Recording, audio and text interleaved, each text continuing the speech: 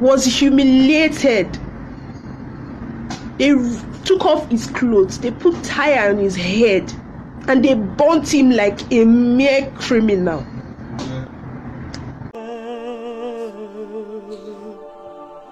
When they found out that these Hausa's guys were more than them, they beat them to pulp. Hausa was not just beaten alone. He was burnt as if he's a robber. He will have only my husband. And I'm looking away from me. Away, my country people, another matter don happen again. Wetin dey happen for Nigeria? Many bad news when e dey come out for that country in dey alarming. The matter don wear bada, e dey alarming. Make Nigeria government take action. Action need to be taken at this junction. My people, una see this news when e don dey fly out for social media since yesterday from one of our Nigerian brother wey we all know wey dey call David. Say in popular name na David Sound.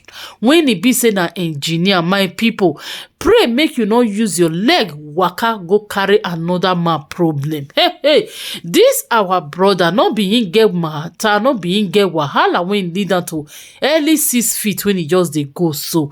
The worst part of it be say jungle justice when e come dey happen for Nigeria every day is alarming.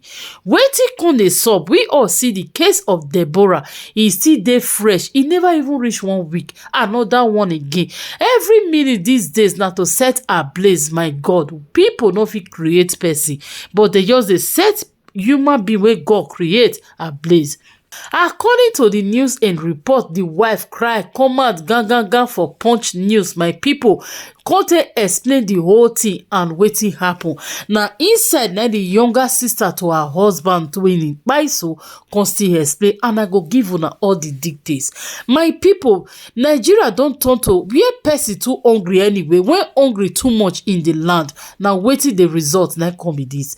According to this news, now 100 naira wey no even reach 1 cent will be the smallest money for abroad. Now cause this kata. This 100 naira now Dave dey carry for club come play.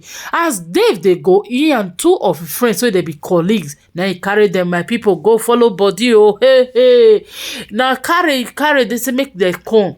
As they call the board bike, they reach their bike tell they say 400. Una know as mala be, our mala English with our English no be the same. As Dave tell them say he get 400, na mala say they pay. They say okay, when they come down for club, my country people, now there the wahala start. They say make Dave bring money. Dave friends pay 500 to Malama to return 100 naira change for them. Mala say he no get 100 naira. Make they give him 400. They say they don't get 400 unless he go find change. They begin find change. They don't see. My country people waiting be 100 naira. Therefore, Kukuma leave 100 naira for Malama, make he carry the 500 go to save their life, because everybody don't see the way Hausa people don't they operate for the Niger. Now they can't get the higher side. Now to burn a blaze can't they rain. Therefore, leave and make it Kukuma go, but no, they can't they drag. Now inside where they can't they drag, and so then they can't say, okay, Hausa man, you take 300 naira. The remaining 100, when we finish club, we go carry you again. We'll see you, may we give you. Hausa man no hear that kind of English. Now so the waka make the enter club go meet Dave. Now Hausa man run down. Back man pursue them, begin to give them bass bosom, fight them. Inside one of the issue, now Dave phrase my country people can't carry punch, give the backman for head. Backman forge abata for ground. As backman don't fall, now people when they around, when you see the scene when they happen for inside the scenario, so now they blow alarm. Oh, hey, say they don't keep person. As the remaining back they come like this, all this same Mayweather back. When you know who ask what happen, that's all of them begin to lynch on these 2 Dave friends. As they give them bass like this, like this, they beat them. Now another person run enter inside the same club, go call Dave. Come see that they fight your friends. So Dave come out on a happy hand, waiting they happen. And so they carry Dave join the matter and ritual. Say David now Yahoo boy. Inside the matter, then they can't let us know for the news. Say inside last week, very fresh, we never finish. Inside this same phase 1 for Lekki, Bergman first still carry 2 boys. When e be say they come down like this, e never even reach 30 minutes. Bergman just fall as e dey drop those boys. Na so e take fall down, e just meme. As the Bergman bear RIP, na dem say, hey, yahoo boys don enter the zone.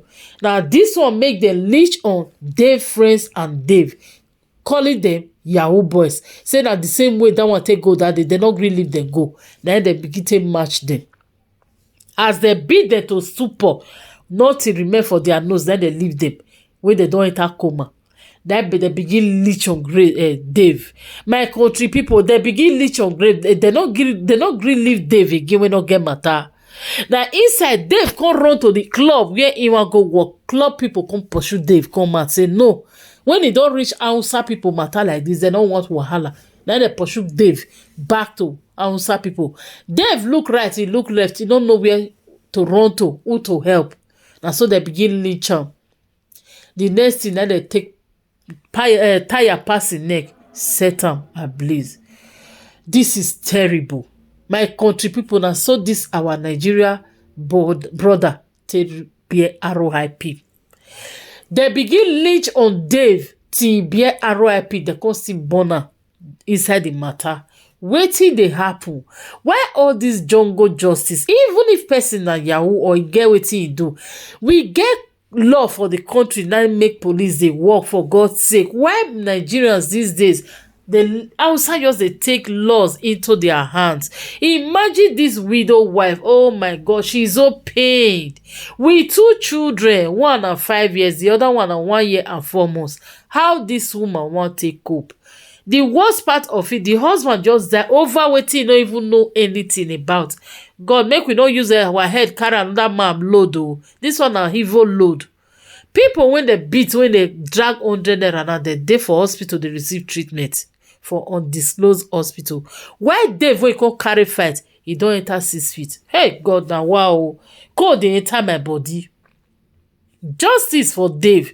This kind matter no need to happen like this. If Nigeria need to be divided, my country people, if na the one wey we dey abroad, we go dey do protest from street to street for anywhere we dey, make everybody come out, make we go do protest, because the thing is really alarming. Nigeria is finished. Wetin dey happen? A time is coming, we wey dey abroad, na sure say in 10 years from now, if Nigeria continue like this, they no go drive everybody one day to even go Nigeria. You wey dey abroad, to go invest for Nigeria na wahala. When you don invest, to go even stay there na problem. Wetin dey happen? Anybody wey just dress, because we all see say this Dave clean like who still dey chop, dey live manage small, e just turn to yahoo boy for Nigeria. If you wear 2 chain and wahala, you don be yahoo. If you dey inside car, you dey drive, you be yahoo boy. Wetin dey sup? My people, no be me go explain all the matter finish. Make I leave una, make una hear from Dave wife, the way she come take explain, and her sister-in-law as well come explain all the matter from eyewitness, the way it take happen. Stay tuned and stay connected to that Boss Lady TV. Make I leave una, make una watch and subscribe to our channel. See you all on our next video. Make una put Nigeria in una prayer, because Nigeria e need action. E don pass prayer. Oh, make una no vex like that. Oh, I don't know the one who tell una now.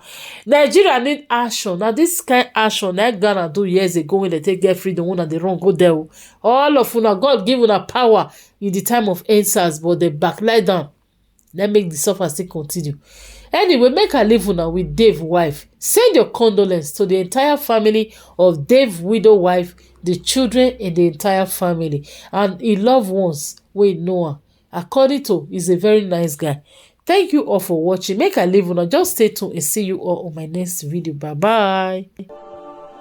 When they found out that these Hausa's guys were more than them, they beat them to pulp. Hausa was not just beating alone. He was burnt as if he's a robber. He will have only my husband. And I'm looking away from me. On 12th of May 2022, my husband went to work at Beer Bar. So I was called on 13th of May 2022 by one of his colleagues that we lost him. I had to ask what happened. They said his family should please come over to the police station at Maroko Lekki to know exactly what happened. So my younger brother, his own elder brother, and one of our pastors on the island and my uncle went there. And the report that the police told them was that my husband and two other guys, they mounted a bike of the Abokis. And they had an argument over change of 100 naira.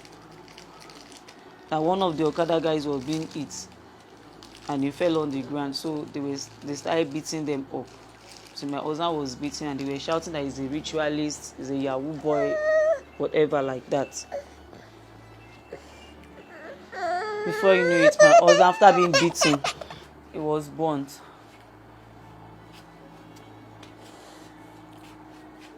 But on Twitter, a colleague of his had to put up the video of what happened. She said my husband was inside the bar setting up because he's a sound engineer. Apparently works with Church of God Mission International, Garden City, Lekki during the day. Then in the evenings, if there's any show, he works with a band called Legacy 360 Band. The lady said what happened was that two of their guys, a keyboardist and a saxophonist, which is one of them plays for Fino, while the other one plays for the band, that they mounted a bike and the agreement was that they will pay 400 naira. But getting to where they are going to alight, they gave the guy 500 to give them 100 naira change. He said he doesn't have 100 naira. So they offered to give him 300. That they come here to play, that whenever they come here and they sing, they will give him 100 naira. That was where the argument started. So people had to rush into the bar to come and call my husband, that they are fighting our colleagues outside. My husband had to come outside just to intervene. David intervened because of 100 naira. When they found out that these Hausa's guys were more than them, they had to run back into the bar. Lady said when they ran back into the bar, the manager of the bar denied knowing them, so they had to push them out. He even tried hiding. That a lady had to, one of the ladies Hausa had to say this is where he's hiding, and they pushed them all out. They beat them to pulp. My husband was not just beaten alone.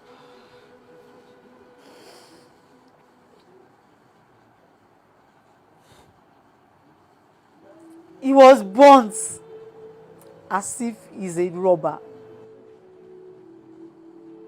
As if he's a robber. Jesus.